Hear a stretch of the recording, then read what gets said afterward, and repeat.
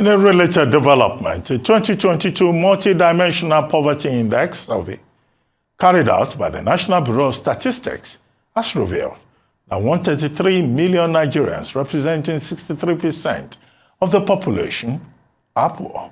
Arise correspondent Georgina Ndukwe-Ejike has details of this report. Since the launch of the Global Multidimensional Poverty Index in 2010, several countries, including Nigeria, have used it as a model to measure their own poverty index. In November 2020, at the height of the coronavirus pandemic, Nigeria began the process of conducting its Multidimensional Poverty Index survey, becoming the first African country to do so. Here, the final result of the survey is being launched. The Statistician General of the Federation highlights the indices used. With the largest sample size of 56,610 households that we selected across 109 senatorial districts in 36 states and federal capital of the Federation. We in Nigeria added a fourth dimension to this global one, which we call work and shocks. This fourth dimension, as well as the indicator under it, such as food security, water reliability, underemployment, security shocks, and school life, they were added to reflect the current realities and priorities of Nigeria.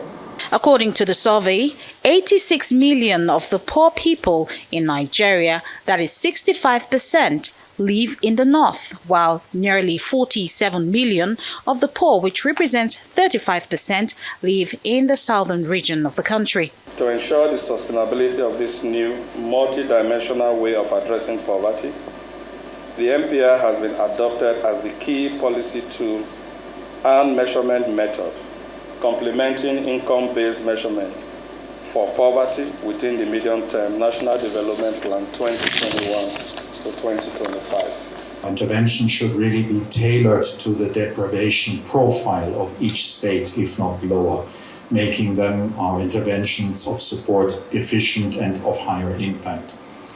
And then secondly, child poverty is an urgent priority. 2/3 of children are multidimensionally poor, according to the national NPI. The MPI 2022 will certainly help government at all levels, as well as development partners that we are, to allocate funds to benefit all those in need and develop the necessary support services. President Muhammadu Buhari, who unveiled the report, said as part of measures to reduce poverty level in the country, an executive bill to give a legal framework to the National Social Investment Program is to be sent to the National Assembly soon. The president, represented by his chief of staff, Ibrahim Gambari, says the NPI result will serve as both a measurement and a policy tool to monitor progress at achieving this goal. The results are not ends by themselves, by no means, but they are really a call for action and a call for targeted action in many dimensions. This is a report that pinpoints the level of deprivations and its intensity that confronts our citizens, all of them. Beyond this, it also provides substantive evidence of the positive impact of the multi-sectoral interventions of the Buhari administration. Stakeholders here say the MPI data should be regularly updated. If all measures recommended in the report are effectively implemented, the aim of alleviating poverty in the country may become a reality in the nearest future. Georgina Ndukwe-Ejike, Arise News. Wow, a lot of statistical data packed into all those reports. But to help us make sense of it all, especially regarding the quantum leap, a number of persons now living below poverty line in Nigeria. We're now being joined in our Abuja studio by Dr. Ejike Orji, Chairman, Management Committee, Association for the Advancement of Family Planning. Great to have you on the show, Dr. Orji. Thank you very much for joining us. Well, please help us make a sense out of this. 260 million people. And we're told that Nigeria by 2050 will in fact be one of the most populous countries in the world, if not now, maybe then.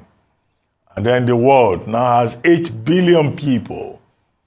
The only man I can think of is Thomas Malthus, 18th century British philosopher and economist, who said, look, when the population of the world grows geometrically and food production grows arithmetically, it's a prescription for chaos.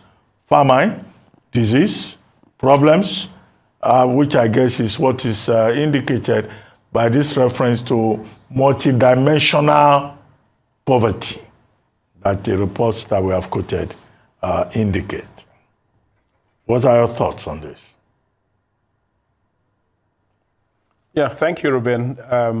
Yes, it's really a cause for worry. We just got back, the Nigerian team, including the Minister of Health, just got back from Thailand, where we went for the International Conference on Family Planning.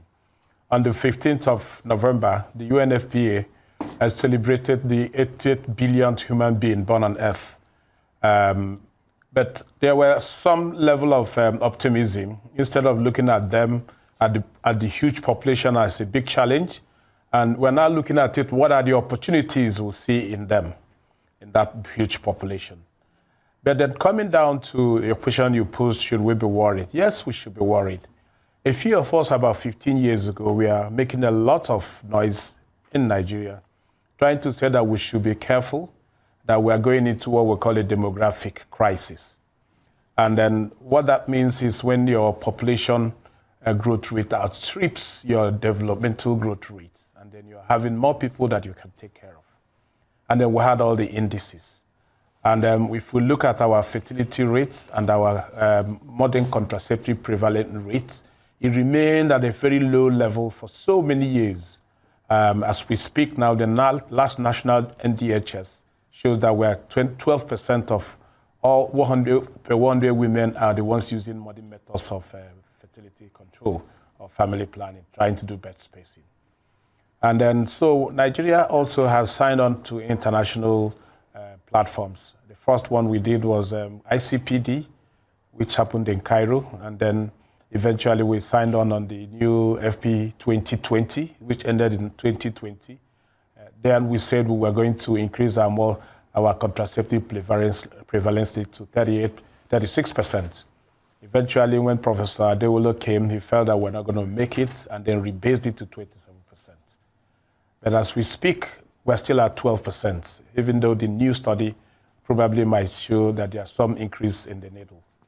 But by and large, what does it portray for Nigeria? If you look at what has happened in the country, let us just take the projections.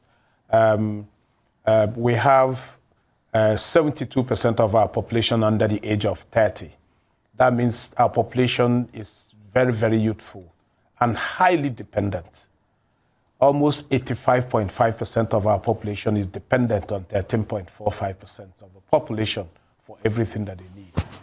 So that means all those youthful population will be very restless, and that's why you have a lot of security challenges we have across the country right now.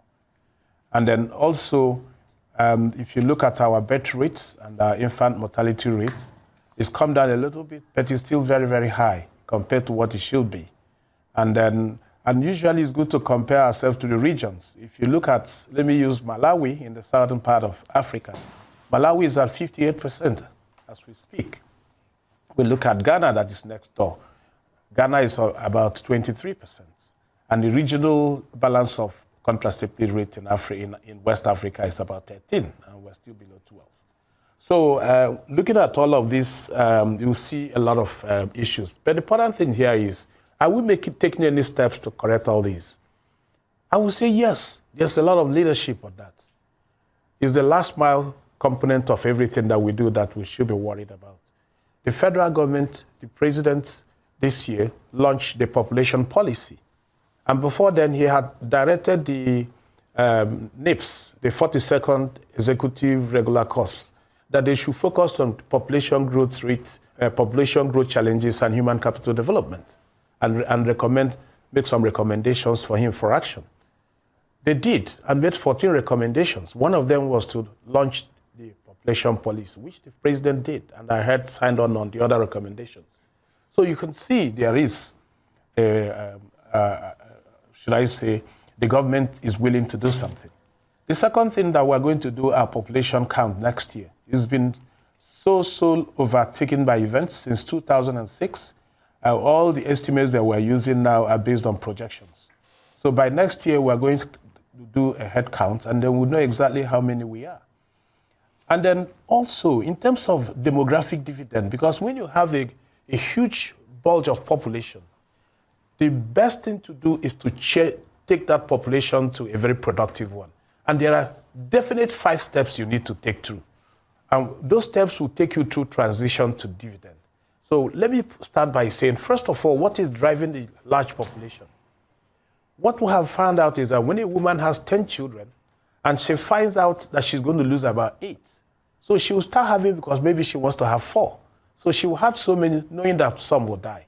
But when you stop those deaths, the women still believe that they can still have people, children dying. So they continue to produce. So that's one of the big drivers. So the most important component is to use contraception to make sure that women plan their families. The second one is to improve the healthcare system so that those children will live and maternal mortality will drop. The third one is to improve health education. And education is appropriate and relevant education that is accessible to everybody. And thereafter, the ease of doing business. Because those young people that we have trained and given skills and ability, they should be able to have an environment they can do business and earn income. So their income per capita will increase, their GDP of the country will increase, Nigeria will be a destination for foreign direct investment. And the last one is the issue of equity, transparency, accountability, fairness, civility. Those are the ones that actually transform to what we call the intangible wealth of nations. Let me just give you a preview of what this means. America's intangible wealth of nation is $418,000. That of Mexico is $35,000. That's why Mexicans are flocking to go to America. Nigeria is $2,680. The thing that actually transforms those wealth is the environment of equity and democratization. And that's why all of us are excited that next year we're going to have another round of democratization process. As we move through with all our challenges, we'll keep improving until Nigeria will come to the point that all of us will be excited. Well, So Doctor. in sum, these are the things I feel we should be doing. Thank you very much. Well, Dr. Orji, population as an opportunity. Nigeria goes about saying, oh, we are the most populous country in Africa. Nigeria is the biggest market in Africa. And because of that, will continue to be relevant. But how do you turn population expansion growth into an advantage when we don't know how many we are? I heard you referring to census in that regard. And how do you turn population into an advantage where family planning, which is your area, population control, which you are an expert in, is something that Nigerians don't even want to hear about for both cultural and religious reasons. So population growth in Nigeria looks like a self-fulfilling prophecy. And the disconnect between the so-called population policy that we've been talking about since 1988. Now they've updated it in 2022. But since 1988, nobody looked at it. What's the guarantee that anybody is going to pay any attention to population policy, whether updated or revised or amended?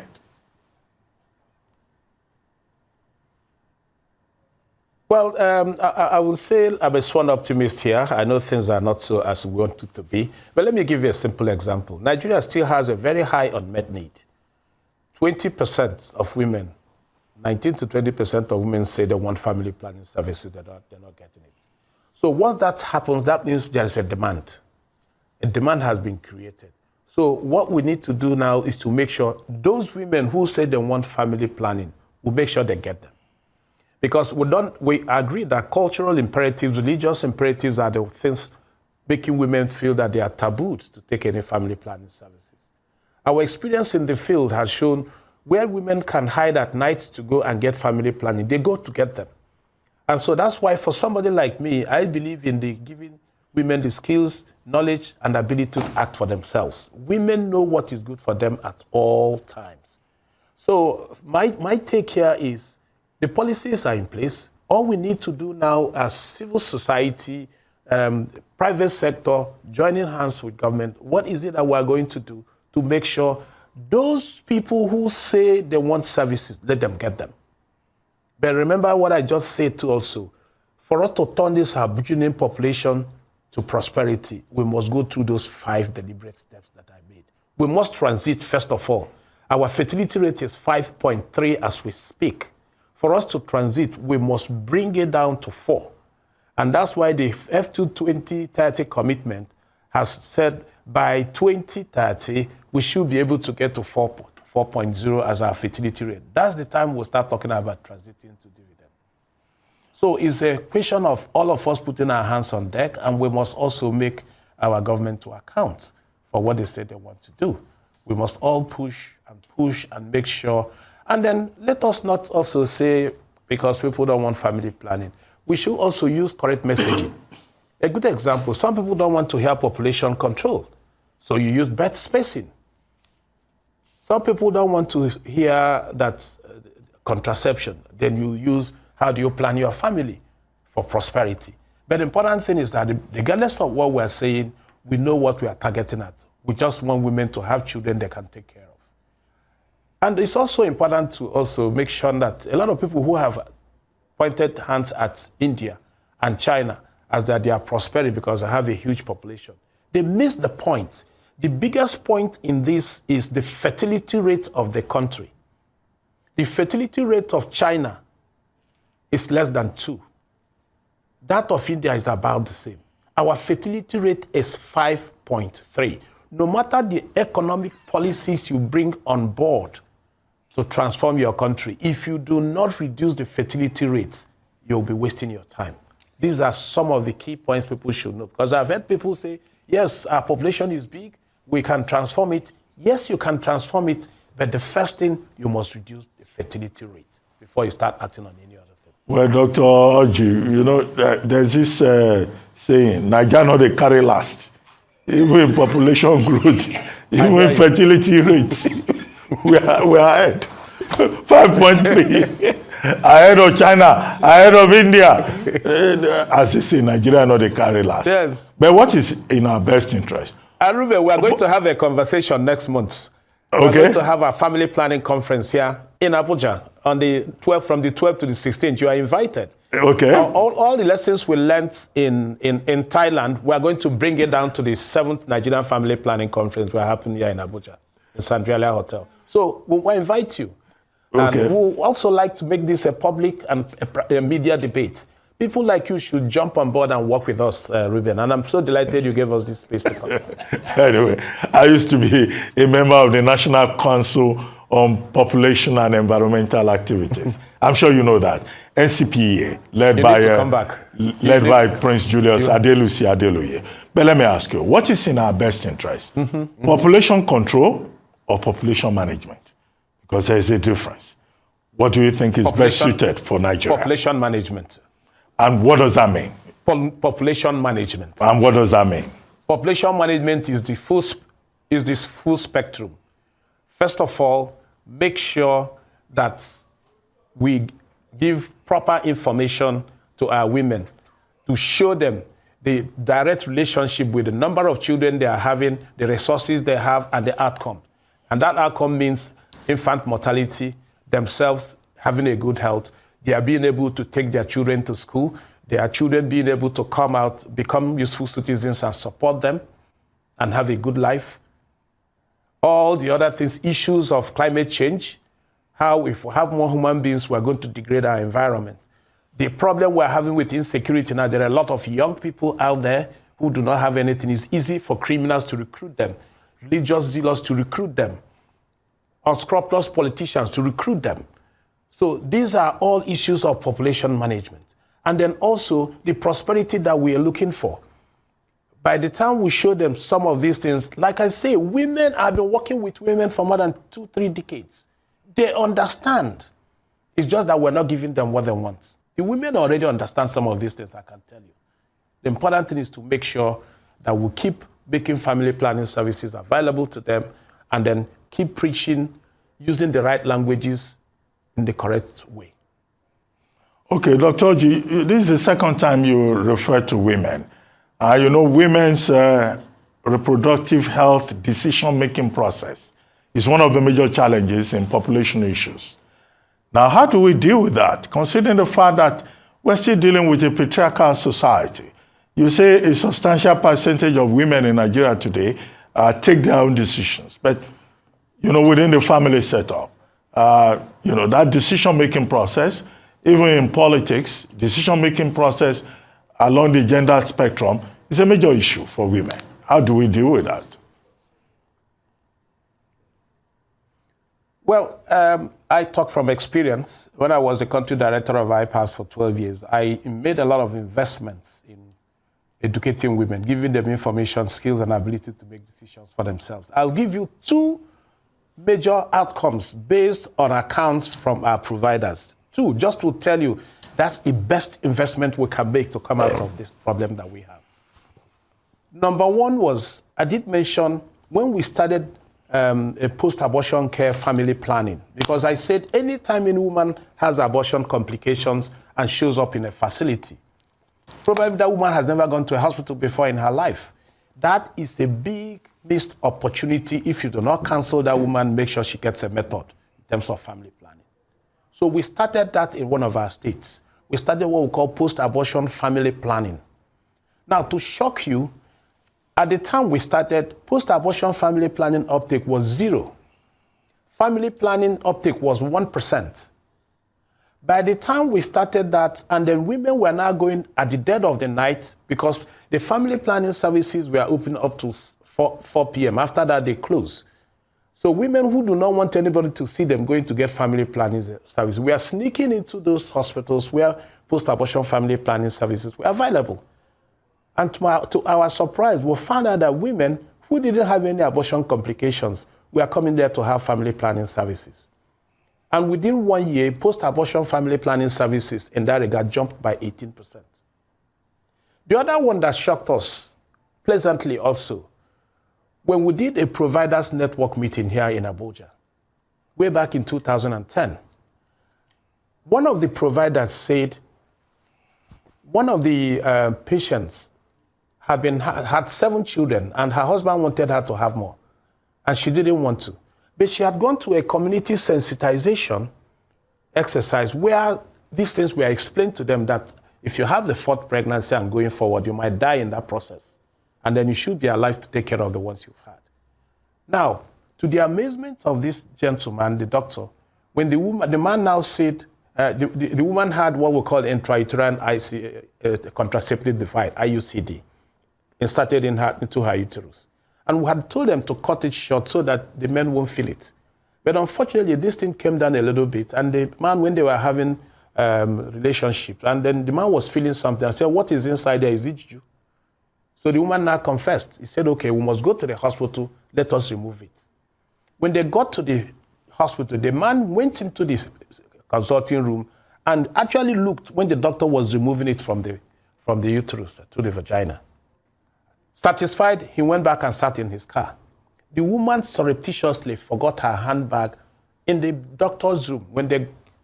She got to the car, the man said, where is your bag now? So my good husband, let me rush and go and get it. Immediately she went in, she told that doctor, please give me that injectable type of this family planning. Now, why was that woman able to do that? The man doesn't want her to do family planning, but the woman knew that it was good for herself because she had information and knowledge. That's why she now took the hormonal aspect. So we have a growth area there. The women say they want it. Let us concentrate and make sure the women get what they want. That's my own take on this. That making sure that the services are available. Okay, Dr. Orji, before I let you go, we've been told by the National Bureau of Statistics that 133 million Nigerians are poor, living below the poverty line, less than $1 per day. And yet the population is expanding. Is that a good thing or a bad thing for us as a country? I guess that's straightforward enough. Yeah. So it's very straightforward. It's a terrible thing. So we should manage population to reduce poverty.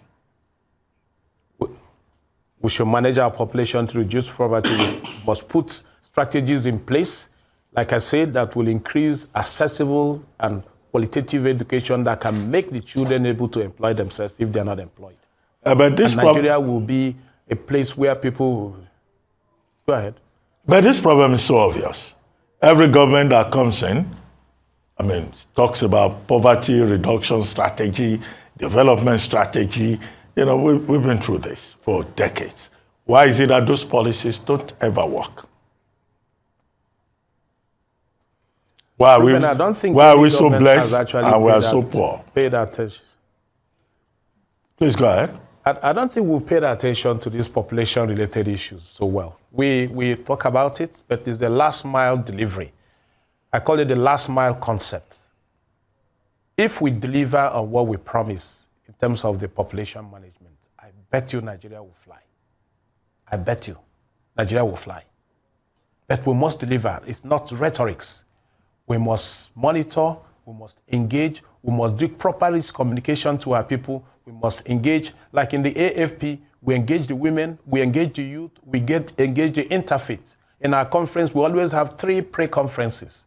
Some of the gains we have made, even having family planning services free in public sites in Nigeria, my association was the one that successfully advocated for that. Even putting money on the table, at least $3 to $4 million every year for commodity purchase. Our association worked with the Federal Ministry of Health to make sure that happened. So the chances of doing good, they are there. But we need to be consistent and we must have proper key performance indicators to guide what we're doing.